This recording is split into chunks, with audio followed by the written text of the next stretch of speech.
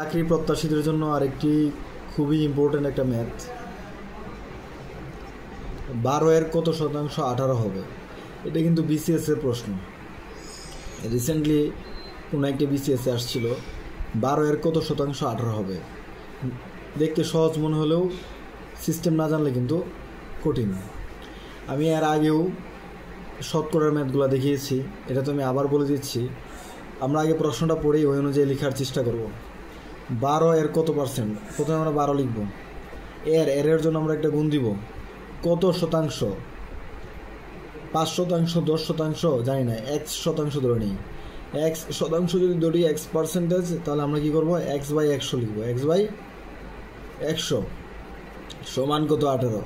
আমরা অনেকে এগুলো শর্টকাট সহজে মনে মনে করে ফেলতে পারি, বাট যাদের প্রবলেম হয় তাদের জন্য এগুলা। আর এই ফর্মেটে দেখলে কখনো ভুল হবে না।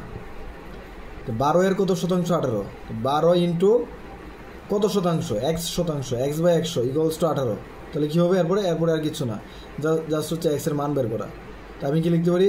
100 এই পাশে নিলে 1800, এক্স ইকুয়ালস টু এক্স এই পাশে যাবে, কত হবে? 1800।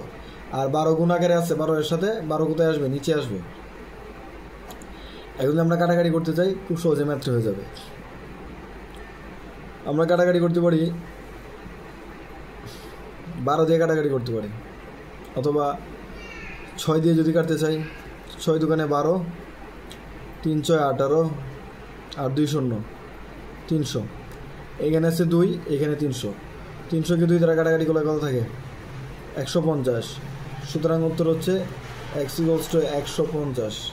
তার মানে 150 শতাংশ বা 150% সমান হবে।